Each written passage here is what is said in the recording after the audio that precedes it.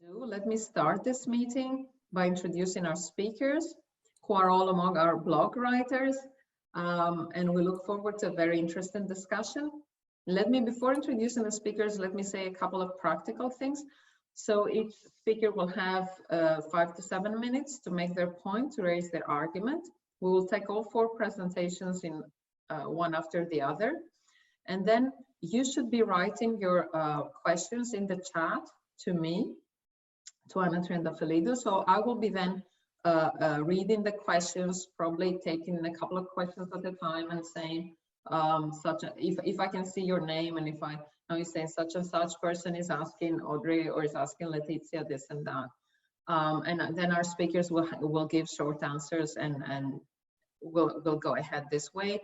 And we hope to be able also to answer and address as many questions as possible. So our distinguished speakers have been asked to be brief and sharp. So I'm very pleased to have here with me Audrey Macklin from the University of Toronto, Margaret Walton-Roberts from Wilfrid Laurier, both like near geographically, and 2 people from another continent, Letizia Palumbo from the European University Institute in Florence in Italy, and Sabrina Marchetti from University Ca' Foscari in Venice. So this is a truly global digital webinar, and we're going to be talking, as I just said, introducing this seminar. We're going to talk about the interrelationship between the global pandemic, migration, borders, and essential workers. Without further ado, Audrey, the floor is yours. Thanks to everybody, and especially to Anna for convening us.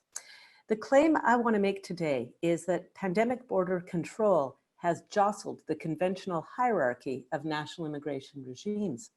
I want to explore the interaction of services that have been designated as essential to maintain in this pandemic with immigration and citizenship classifications based on status. And here I want to play with the idea of essential and introduce the idea of those services or those people who are deemed legally essential, politically essential, or economically essential. And so I'm going to do that, refract that through the lens of border closure and the selective opening of the border to certain categories of people. So let me begin with citizens. Citizens are those who, among other things, possess a legal right to enter and remain in the country of their citizenship. And so one might understand from that that the entry of citizens as an exception to border closure is legally essential. And certainly in Canada and in many other countries, we saw in the immediate wake of all the closures and travel restrictions that the Prime Minister of Canada exhorted Canadians to return as soon as possible on their own initiative.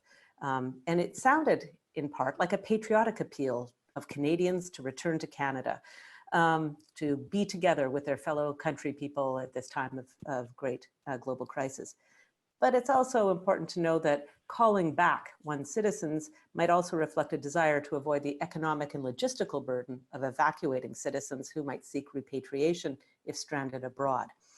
Now, interestingly, although citizens do have a right to enter and remain, Canada has, through its border closure, has stated that Canadian citizens cannot enter, board a plane, or otherwise come to Canada if they are considered symptomatic. And so here we see an example of how biostatus, if you will, signs of illness can actually trump the force of citizenship status. It's also worth noting that, somewhat surprisingly, not all citizens are wanted back or even welcomed back. And here I'm not referring exclusively to those who are symptomatic. And I'll give you an example. There are many international students in Canada who come from China. The Chinese government is actually discouraging them from returning to China at this moment and turning it into a kind of patriotic duty for them to, as it were, stay away, partly out of a concern that China now has, that having, in its view, gained some kind of control over the spread of the virus within China, it doesn't want to reintroduce it through people entering from abroad. So there's a thought about who is legally essential by reference to citizenship status and the limitations or restrictions on that through the pandemic. Now I want to turn to the question of whose entry is politically essential. Now, Under orders issued by the Canadian government, by Cabinet under the Quarantine Act, entry to Canada is not restricted to citizens, but broadly speaking, is actually enabled for those who are functionally residents of Canada, those who have in some sense made Canada their home.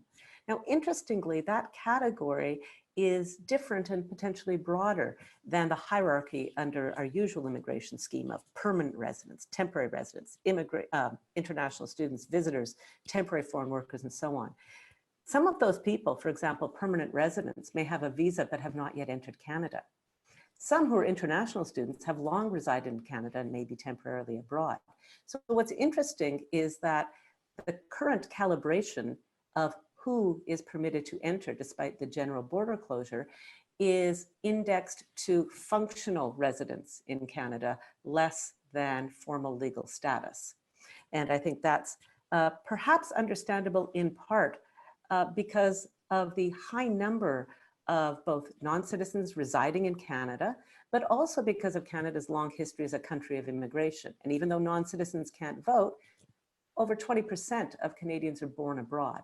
And so there would be a kind of political backlash if the line that was drawn around entry was linked too tightly to citizenship status or even permanent resident status. And so you see some jostling or adjustment of the strict requirements of legal status being, in a sense, loosened or relented in favor of a kind of functional residence. Next, I'll speak briefly of those who are deemed economically essential. And here, I want to focus on those who are called seasonal agricultural workers. Canada depends heavily on those who are admitted on a temporary basis every year on rotation to perform vital labor in greenhouses and farms and so on. And these are areas of work that are deemed essential now during the pandemic. But the idea that somebody's work is deemed essential doesn't necessarily translate into regarding that individual as essential. And here we see a parallel to the idea that work that is called temporary labor, in fact, isn't temporary. There's a permanent chronic need for it. It's the workers who are temporary. And so what does it mean to notice a gap between work that is deemed essential and the people who are doing it? Well, one way of observing it is with respect to how seasonal agricultural workers' health and safety concerns after their arrival has not been fully respected. And so we see, for example, a failure of employers to respect the 14-day quarantine, to provide adequate personal protective equipment, ensure their ability to socially distance, and so on. And in the case of Jamaican seasonal workers, it's worth noting that the Jamaican government has compelled those workers to sign a waiver releasing the Jamaican government of any liability should they contract COVID-19 while in Canada. So while the work performed by seasonal agricultural workers is economically essential to Canada, and the remittances are economically essential to Jamaica, the workers themselves to some extent remain precarious and dispensable. And lastly, let me say a word about asylum seekers. Canada has officially closed its border to asylum seekers. Asylum seekers are not considered essential to anybody. That's part of what makes them so precarious and so vulnerable. But there is no group of people for whom movement is more essential, more literally essential than refugees. It is also legally essential in the sense that Canada has an international legal obligation to protect them. But unfortunately, that doesn't make refugees important to countries who are signatories to the Refugee Convention.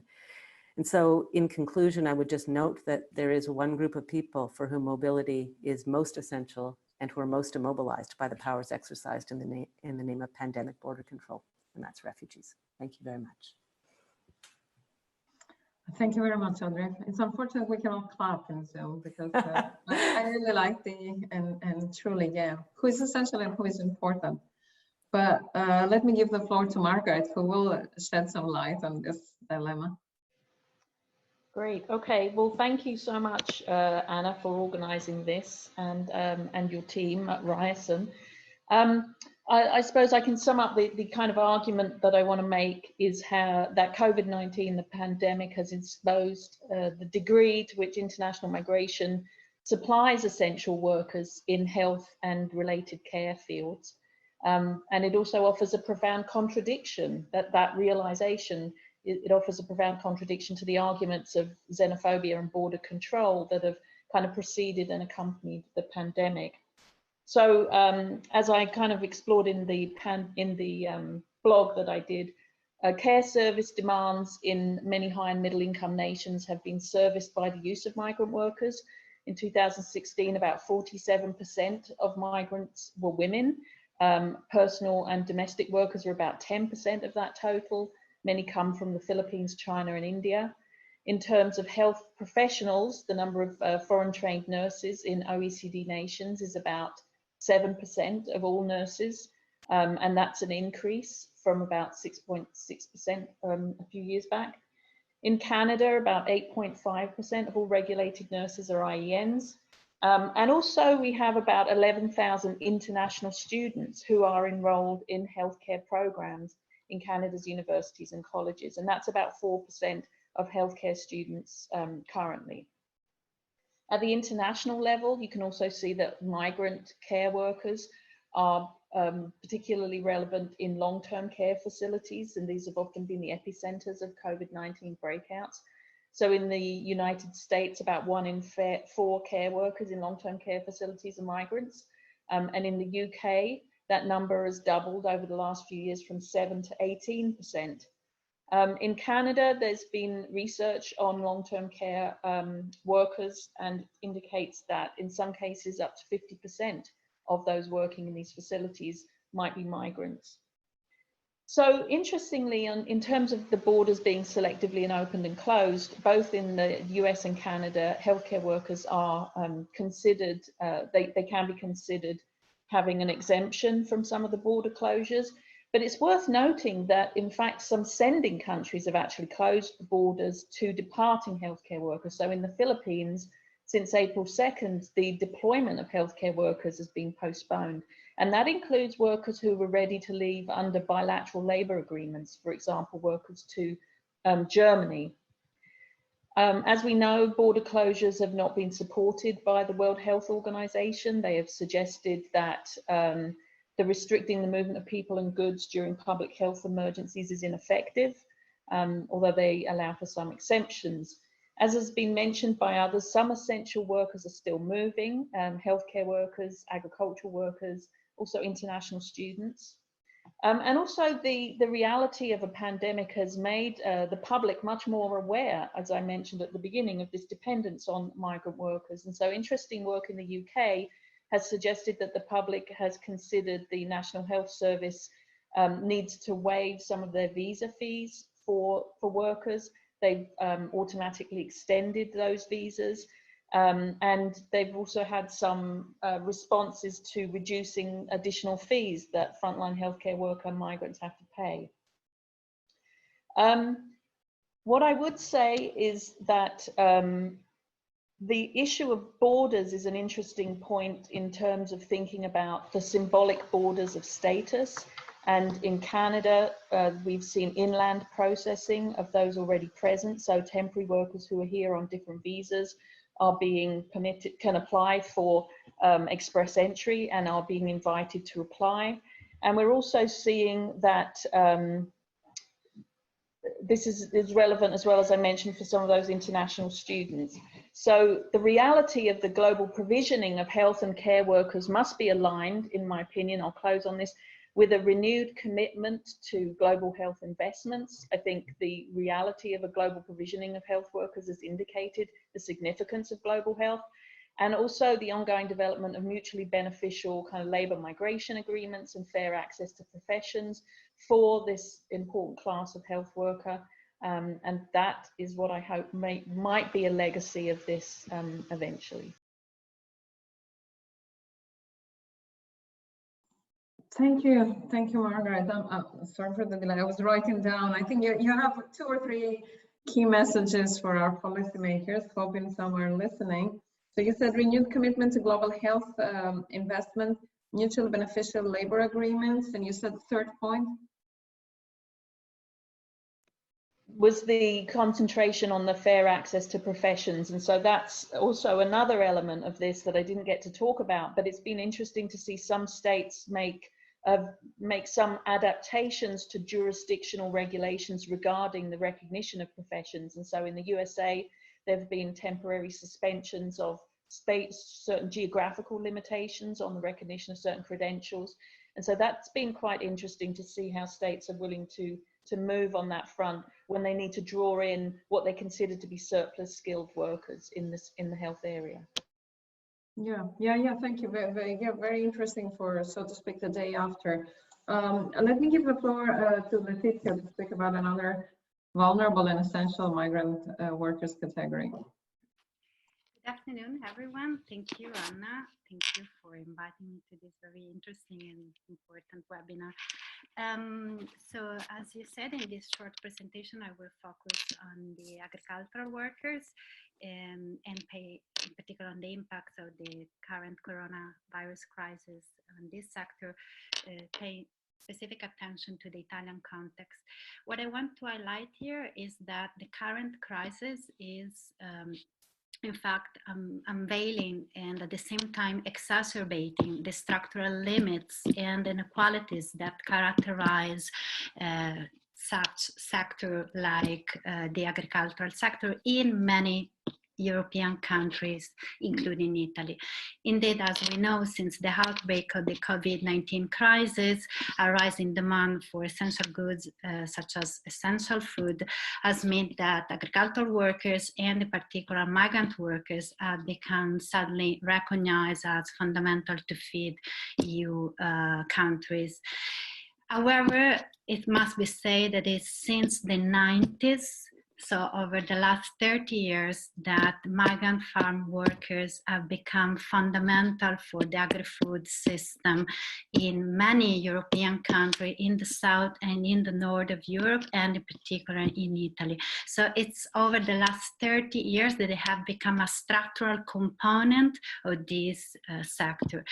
And the employment of this migrant labor force, which is diversified by nationality, so including EU and non-EU migrant workers, by gender and also by legal administrative status, the employment of this migrant labor force is characterized by high flexibility, low wages, and exploitative and substandard working conditions.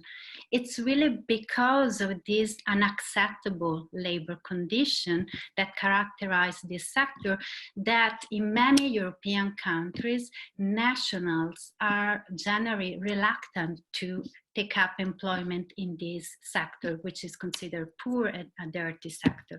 And this is something very important to highlight in this moment where, for instance, in Italy, we can see far right-wing parties say we need Italians first, but we know that these unacceptable labor conditions are something that most of Italians, for instance, will never accept.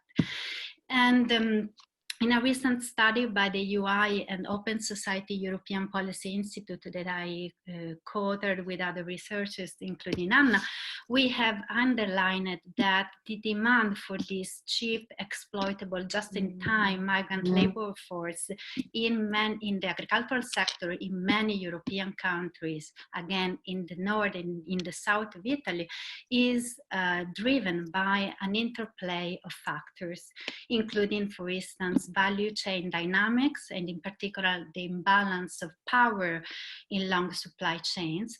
But at the same time, this unfair system which characterizes the agri-food sector is also it also takes advantages of the inconsistencies of European national policies on migration, asylum, and labor mobility. So yeah, these are complex issues that I cannot examine here in detail, but what I want to highlight is that the current crisis is clearly revealing the complexity of the interplay of this factor, highlighting how our farming depends to a large extent on migrant labor, and accordingly showing the structural contradiction that characterize this system. For instance, in Italy, as a consequence of the border lockdowns, Italian Farming Association have raised the alarm about wide-scale labor shortages, especially with respect to the labor force from Eastern European countries. In Italy, for instance, according to official data, around 317,000 seasonal migrant workers will be missing this year, mainly from Romania, Bulgaria, and Poland. And you have to consider that more than 25% of the food produced on Italian land relies on the labor of these migrant workers. However, it's also true, and it's well known, that in Italy, like in many other European countries, labor demand in sectors such as agriculture has been also offset by asylum seekers, refugees, and undocumented non-EU nationals. So where are these workers now? These workers, as a consequence of current pandemic measures, most of these workers, in particular those without a residence permit or a regular contract, they cannot move, they cannot look for job opportunities, so they are stuck in informal encampments, in ghettos, where they live without any possibility to work. And these, I would say that many of these migrant workers, especially in the south of Italy, live in these isolated, crowded outbuildings without essential services such as access to water and sanitation. So you can see that in this context, if the virus arrives, that could have dramatic effects. So what has been the, in light of this situation, what have been the institutional reaction of this? There are many proposals for intervention here. I want just to say a few words about the a proposal for regularization of undocumented migrants, which is currently just really today under debate in the Italian government. And we have, as I said before, the far right-wing parties that have opposed to these measures, saying, as I said before, of pensioners, students, and Italians unemployed. At the same time, by contrast, we have the current Italian Minister of Agriculture, Teresa Bellanova, that is currently supporting the proposal for a regularization of undocumented migrants. However, I would say that the first proposal of the Italian government for a regularization, it seems to me inadequate. First of all, because it covers only some categories of workers. First, it was only for farm workers. Now it's also covering domestic workers in an irregular condition.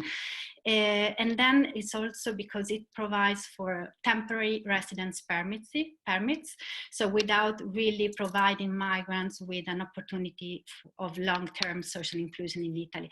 But what I want to highlight here is really the economic logic that is behind this proposal for regularization. So the idea is to regularize all the workers that have that play a crucial role in the labor market.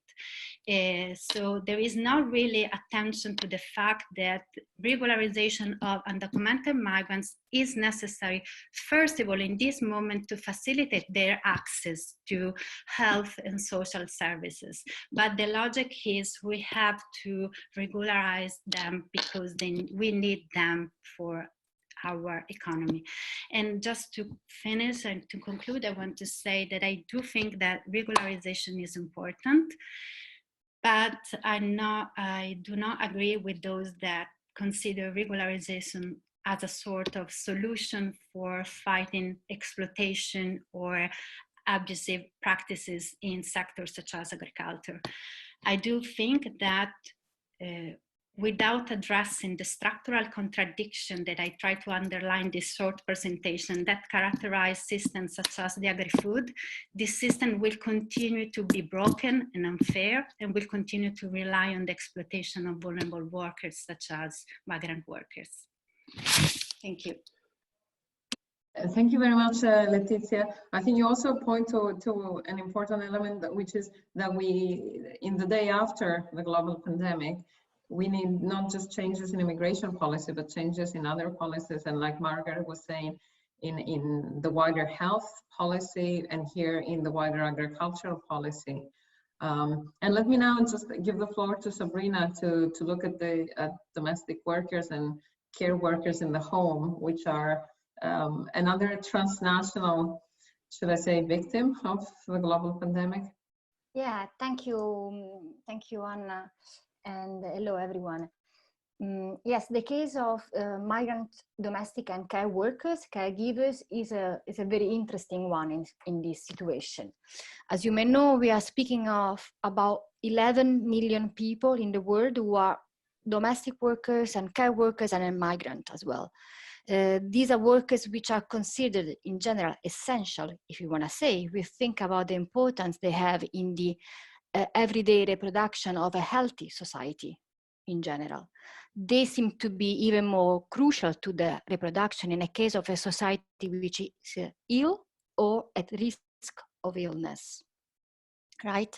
But the reason why the case is very much discussed this day by the side of different organizations and different type of actors is actually the risks, the personal risk of socioeconomic damage, their vulnerability in the socioeconomic respect. We are indeed aware that migrant domestic and care workers are at risk of losing their jobs or having a reduction of their jobs for different reasons.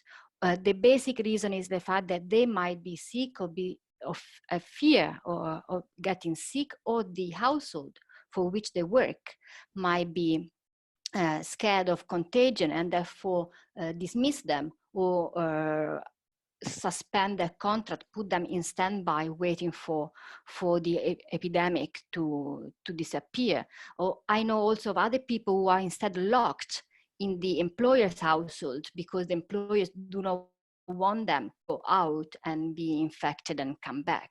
So these are the different reasons to which we may add a general factor of racism and discrimination they might suffer for being dangerous. So a process of otherization, of othering, which is adding to this. At the same time, the situation is very serious, very concerning by the side of employers and care receivers themselves. So especially in countries which rely very much on migrants for assisting elderly population or children, this crisis might have a damage on these people as well, on these care receivers as well. Indeed, it is interesting to see as on the first day of the epidemic, it was the Association of Employers of different European countries that has made a strong statement to the European Union to take a stand, which of course add to the statements and appeals and sensitization campaigns that have been carried out by organizations of workers in these days. We come indeed to the what is the traditional feature of that sector, which is the coming together of different necessities and the possible conflicts of rights, the possible conflicts of interest by the side of different actors. On one side, we have the workers. On the other side, we have the households, the families for which they work. At the same time, we have the government, we have the third sector, we have a multiplicity of actors which intervenes in the ways this care is organized, provided, regulated, etc. Again, along the lines of what Letizia was saying for the agri-food sector, here we come that the tendencies, the dynamics is still the same, and we should try really to play probably on the ambiguity, on the complexity of this dynamic, also for interventions which are going to protect at the same time the workers and the care receivers. If we put if the policymakers now act in a way which is looking at the conflict between the two, I don't think we're gonna go far. No, although this also is a very ambiguous move, so we should do it in a very careful and attentive ways. If we look indeed at the first measures that have been taken so far in these first couple of months, we can again distinguish measures which have been taken by the side of workers' organizations, those taken by the side of employers or care receivers organizations, and those taken by the government, by governments as such.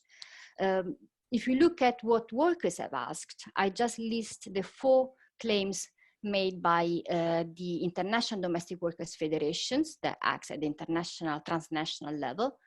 They demand, first, the right to safe and hazard-free workplace.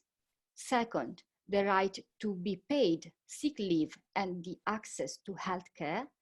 Third, the coverage of workers' rights in the case they are dismissed. Fourth, very important, the right to information on the epidemic as such, and information on those rights.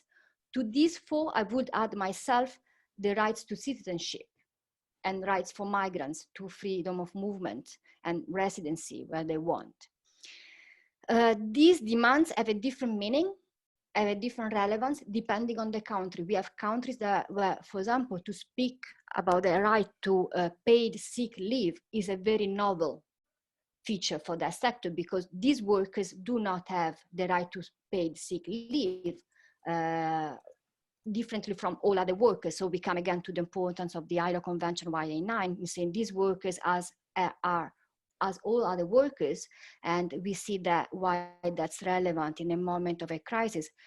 Some governments are thinking to introduce the risk of COVID-19 infection as a specific work-related injury.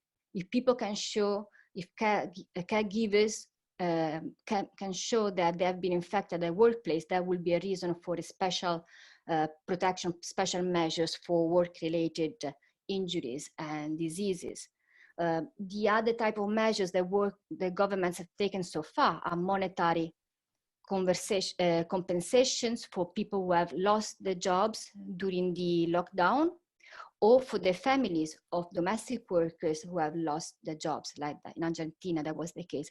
But still, I would introduce, and then that's my closing remark, I would introduce a reflection on what are, for example, childcare allowances. If you look at the list of the measures taken so far in the world, there is a very nice report by the World Bank that was published last month on all the measures that have been taken. There is so many countries have thought about childcare allowances, which are for families with children that cannot go to school and parents have to work, smart work or work outside home, and they have monetary cash payments for these allowances.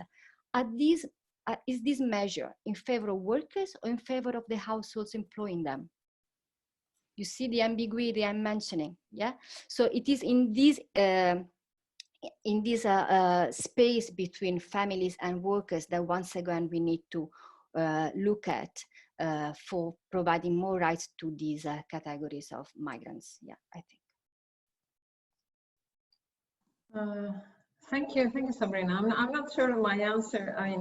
I hadn't thought of these allowances in that perspective, but it's an interesting perspective. I think you also mentioned a few things that are relevant, not just for researchers, but also for policymakers, like, and that we tend to forget that, for instance, our care workers, particularly those who work in households, do they have sick leave? Do they have access to health? Do they have access to information? Do they get compensation for dismissal? Because we forget that families and households are not regular employers in the way we understand them. So thank you for reminding us. Let me try and get a few of the questions. So I have Bino Kadria, who is asking Margaret what would be her view on the ethical recruitment. So what consists of ethical recruitment in the healthcare sector? And also a question that is more a bit of a speculation for Letizia, again for Bino Kadria, and thank you, Bino. Do you think that there will be a higher request of or a higher availability of local workers to take up these jobs as a result of the crisis? And also Ariane Karimi is asking a little bit all of us, but Audrey and Margaret in particular, do we think there will be fundamental changes in the healthcare system after this emergency? So let me ask you to reflect on these questions first. Should I can. Yeah, Margaret, go first. Go ahead and answer Binod's question and the other one.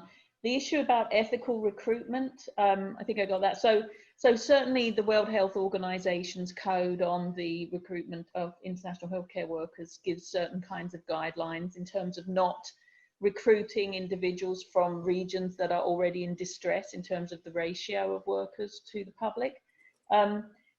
So that's certainly something that needs, I think we need a reinvigoration of the support of the code, the World Health Organization code. It's a voluntary document, but I think that there's an opportunity to reinvigorate the support of that.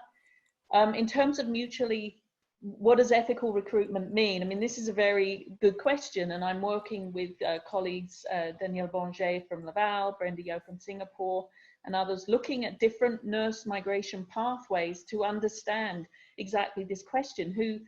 How are the benefits of migration kind of shared out?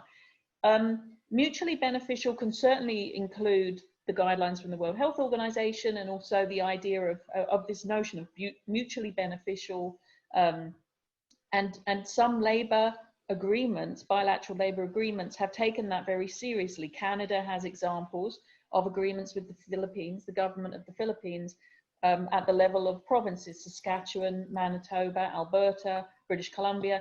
They have all engaged in negotiations over bilateral agreements that stipulate certain kinds of criteria. So in the case of Saskatchewan, for example, there was a commitment to provide the Philippine government with funds, which the Philippine government then utilized for youth education. And so there's some best practices that are evident, and Canada has been engaged in some of those. So it's a very interesting question. There's a lot of work that we can still be doing on that. And then just the question on health system change.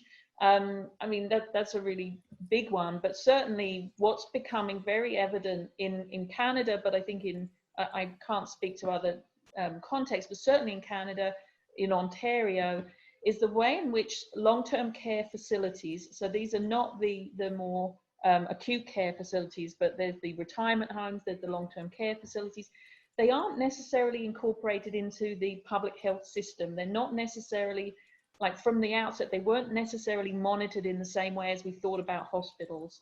And so I think that might be certain, hopefully that will be a serious change. I mean, we have been there before. If you remember in Canada and Ontario, we had the case of Elizabeth Wettloffer, the nurse who had kind of killed a number of residents. So we've had these reports before. Let's hope this time we actually, again, engage in it and think about changing the nature of monitoring, the nature of work, because a lot of the workers are not employed full-time, they're part-time.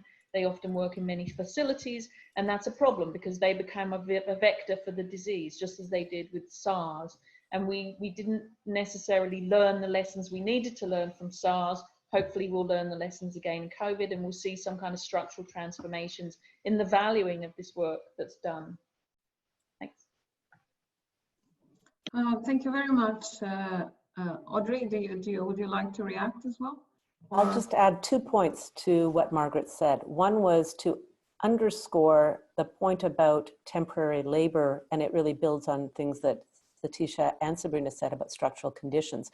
Something like close to 25% of the people who work in long-term care facilities are working for temp agencies. And this seems to be built into the way in which long-term care facilities, particularly those who operate for profit, make a profit. And so they maintain a certain proportion of people in that temporary status as not temporary immigration status, but as temp workers, because it's cheaper and they don't have to pay them benefits. But that requires them to be moving from one facility to another. I don't think that would be tolerated in domains that were understood as primarily healthcare domains. And indeed, I think it's come under considerable criticism recently. The other piece of it that I don't think Margaret mentioned was the recognition of foreign credentials of physicians, and particularly those who come as refugees and so on. And there's been increased pressure, I think, to find ways for internationally trained physicians to gain some kind of recognition that would enable them to contribute to healthcare during this time, up against really significant institutional barriers from self-governing professional organizations that have made it extraordinarily difficult for them to access the profession. That's all. So I think we're agreeing that we need an overhaul of the healthcare system, including some aspects of the migration system that certainly have to do with the recognition of credentials. Before I give the floor to Letizia, who was asked first from Bino, whether does she Does she think that we will see, locals going into, for instance, farm work? But I have a couple of related questions that you might want to reflect on, which is the notion of territory, and I think that relates to all four of you. The notion of territory versus the notion of permit. So can we think, for instance, that healthcare should be organized more transnationally? Or I think that's what you're asking, Ariane Karimi, and thank you for the question. But if you want to clarify, write to me, because Ariane is asking, should we how can I say, free healthcare from the straitjacket of citizenship or residency rights and make it more universal? I guess that's what you're suggesting. But that might also be relevant for farm work or other types of care work.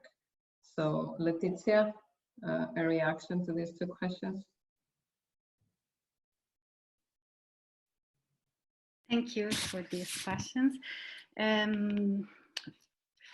As for the first one, okay, as I mentioned, in many European countries, not only in Italy, but also in the north of Italy, for instance, in Germany and in Sweden, what we have highlighted in many research that I did and with other researchers is that nationals, they do not want to work as farm workers because due to the hard working and low wages condition that characterize this sector. So this is the premise. Okay, now we have to see what could be the effect of the current crisis. Probably there's going to be a rise in poverty that will affect all the locals and nationals. I do think that it will not lead to a real increase in people, nationals, Italians, willing to work in the agricultural system under this substandard and exploitative condition. Because as I said before, they are really unacceptable. To work like 10 hours per day for 10, 15 euros per day, it's something that is unacceptable. So I don't think that will be a significant rise in people, in locals that are going to work as a farm workers in Italy. The other question in relation to the access to healthcare, I do think that is something that needs to be addressed. That is to be addressed also not only at national level, but also at European level, if I think about the European context. And as I said before, this is something that is really clear in Italy in relation to regularization, because that measure was at the beginning asked for trade unions and the same workers, not only farm workers, but also including domestic workers, but other workers from other sectors, asking for the fact to be regularized in terms of having full access to health system. And this is something that is clearly necessary today. And it's also a bit, I would say, contradictory, the fact that, for instance, we have a sort of government that on the one hand is willing to, is available to think about making all these migrant workers visible and allow them to access to the health system, but at the same time, that is really depends on their crucial role in terms of economic functionality that they play in the system, and that's it. Thank you, Letizia. Let me ask two more questions that are coming. One from Sanjita Subramanian. Thank you, Sanjita. What then? I think that goes well for Sabrina, and again maybe for all of us. What can the third sector do? What can migrant support organizations or other civil society organizations do? Because you already mentioned some of this in your talk, so maybe you can reflect more on that. And also Mike Isaac, I think, is asking, and also Catherine Hardness are asking, can we think that there would be a significant change after the pandemic, or the pandemic can be the lever for change, for revaluing completely the work of this essential work for our societies that so far was like exactly as we know, the dirty, dangerous and demanding that we were outsourcing.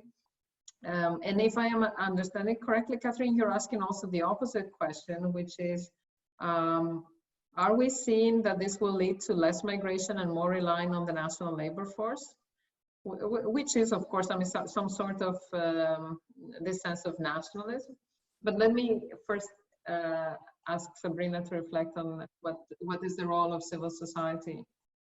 Yeah, thank you. They are all interesting questions, actually. On the role of civil society, what they are doing is like an example I gave, emphasizing a lot the importance of information for these workers, the information of the rights they have already access to, and of the rights that may come up unexpectedly in some countries, right?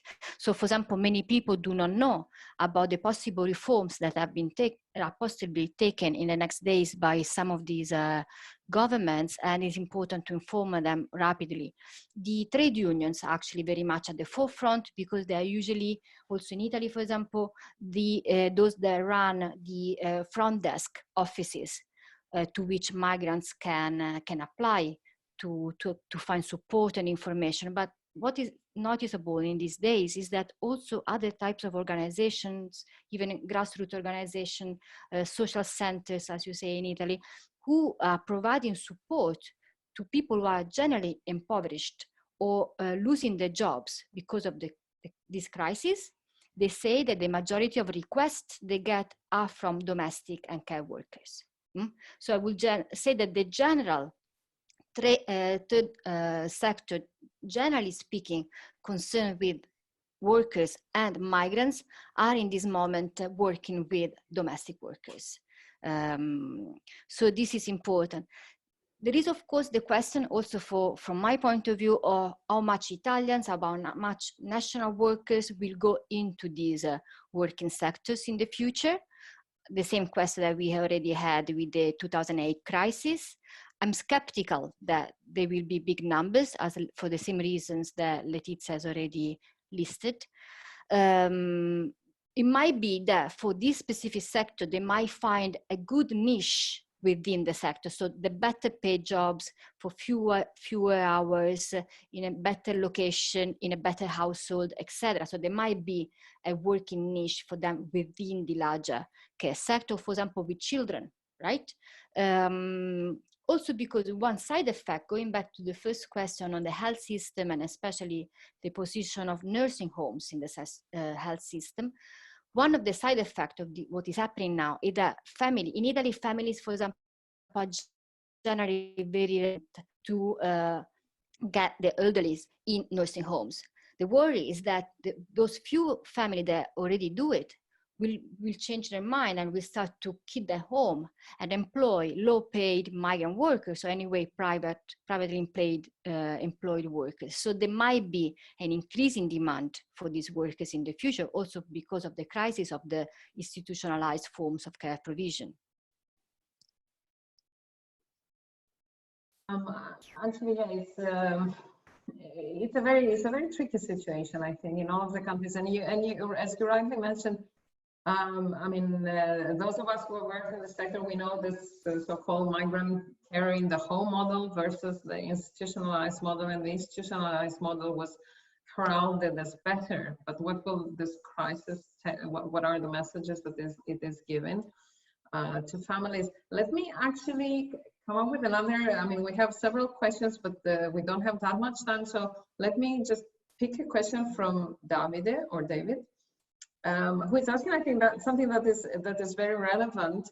Will the changes that will come after the pandemic be a triple win, be in favor of countries of origin, destination, and the migrants? Or maybe we can see some new arrangements between the countries of origin and destination, where there are such bilateral arrangements, but will leave the migrant conditions perhaps largely unchanged. And I think that probably can refer to healthcare workers, to care workers in the home, but also to seasonal, agricultural workers, to the extent that these are documented and not falling in the undocumented category. I don't know who would like to answer on this one. I think it was primarily addressed to Margaret, so maybe you want to start. That is a really big question to try and answer.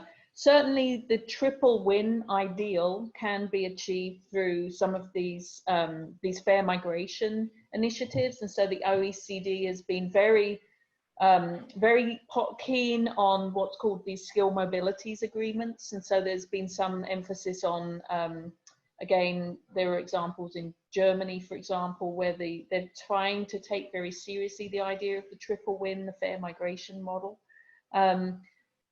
So it's a good question. The answers, it's not so easy to answer it. I'm not sure if in terms of agricultural workers, maybe the others have some, Sabrina or Alicia have some responses on those particular groups. I mean, I was thinking a little more about the previous question, which was on the structural conditions of employment in these sectors and will they change in wake of the pandemic. And I mean, one of the reasons why you see a concentration of lower paid, racialized, gendered workers is because the whole sector of care is really devalued or undervalued.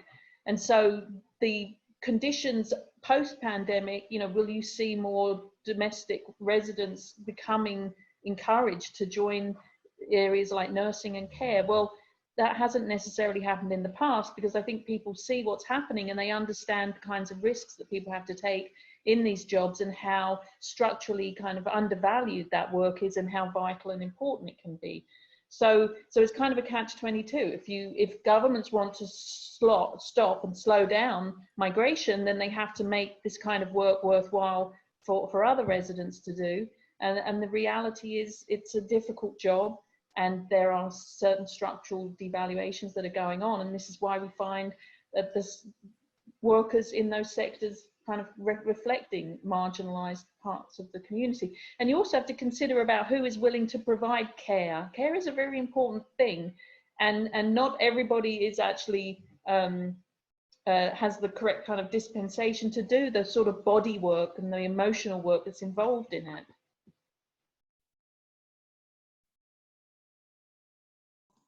Yeah, that is, now you're touching upon another very complex topic, which is, as you said, the physical work, but also the emotional work and the expectations about the latter, which is much less tangible than what are your physical duties. But speaking, if I may take the last 3 minutes to dedicate to the speaking of how we can think of the governance of labor migration after the pandemic. I know Letizia mentioned the current, and it's quite, nonetheless, it's quite remarkable, Letizia, if not surprising, that the Italian government so quickly is reacting and ready to implement another regularization.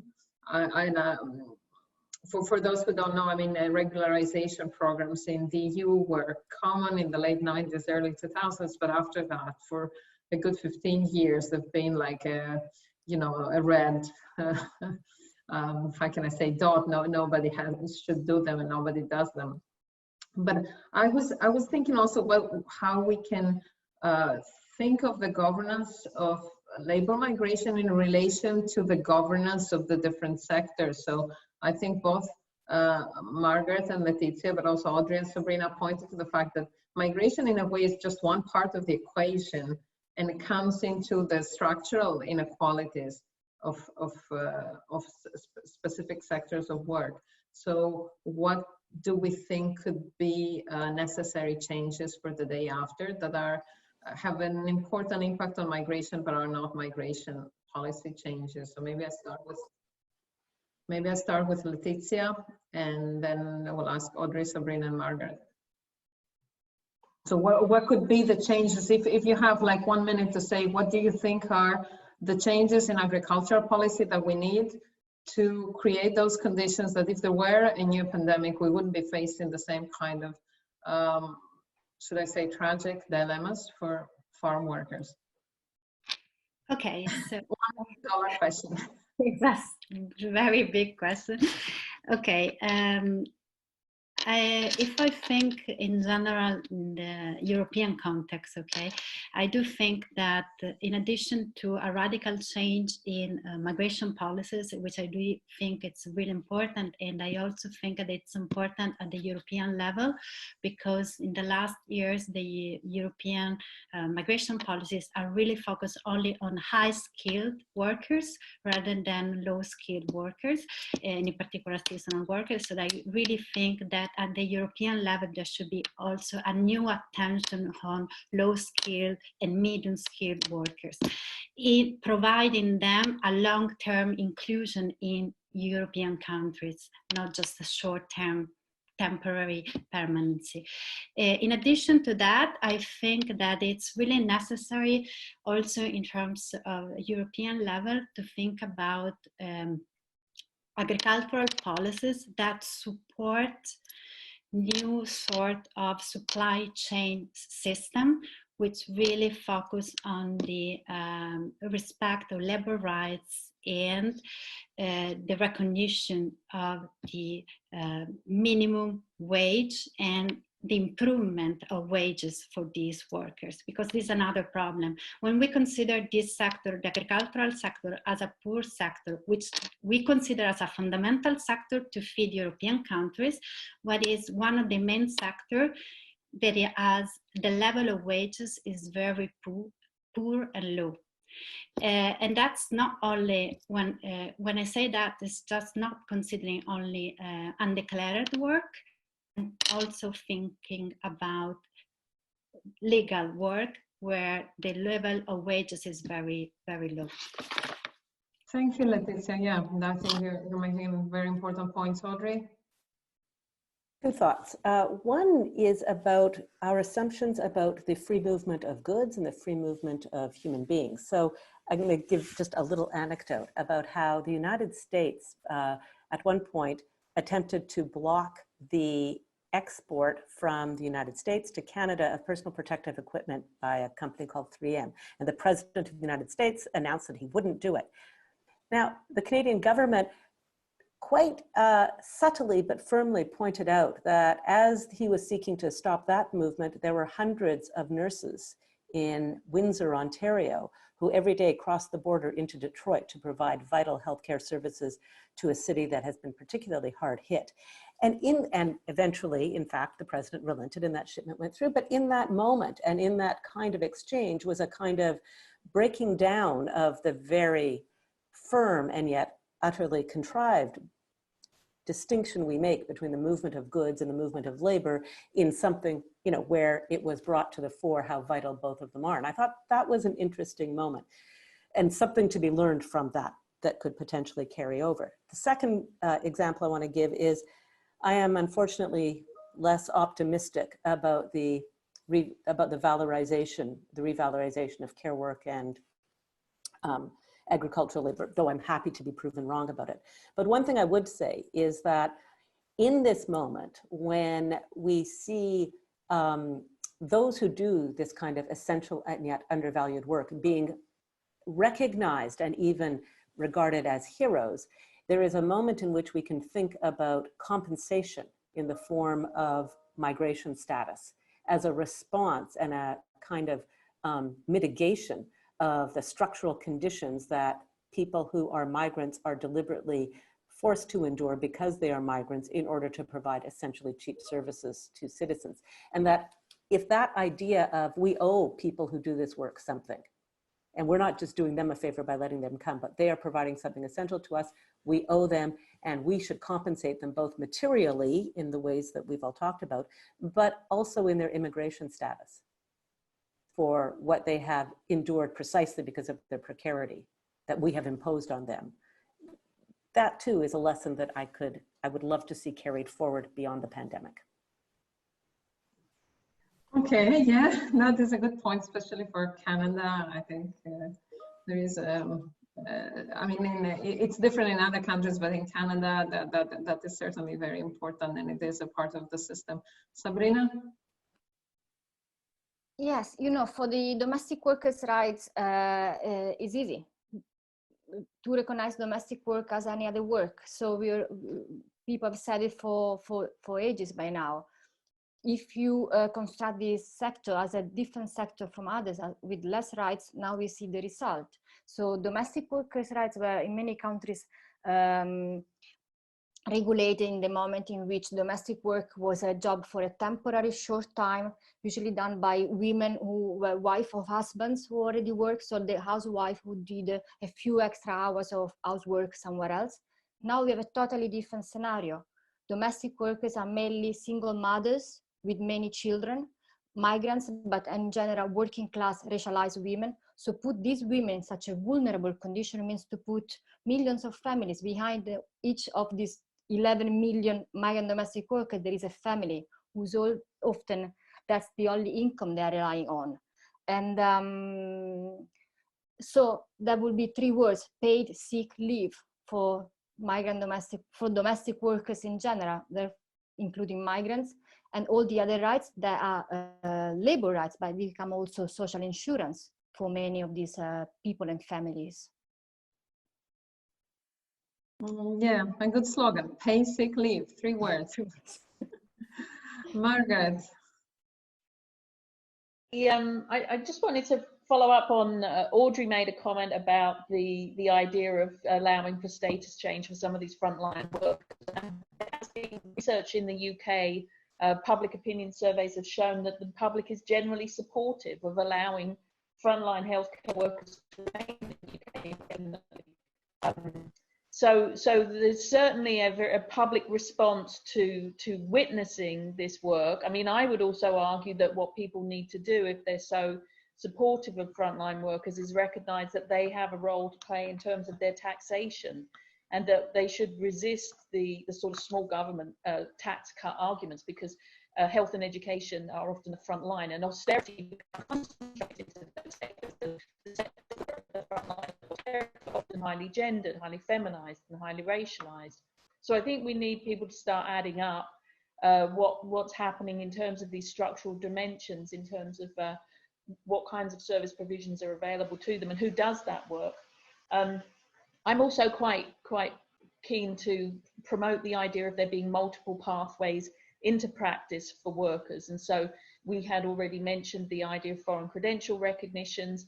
I mean, I think people find their way into the system through lots of different pathways. And I think having a multitude of pathways, whether you come as an international student and then you convert, I mean, you need to be able to convert that status into permanent residence. And so the more flexible your immigration system can be, and so certainly in the Italian context, thinking about sort of status changes in terms of these administrative options, I mean, but just having that flexibility for the system to respond is important.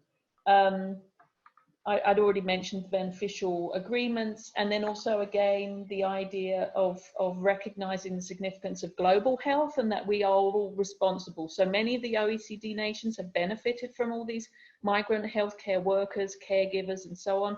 So they should recommit their investment in global health initiatives, and recognizing that we all are, if we're all in this together, then we all have a responsibility. And I would say some of these states have a moral responsibility to recognize the value they've been able to benefit from in having access to workers who are willing to do the work that many domestic workers are reluctant to do.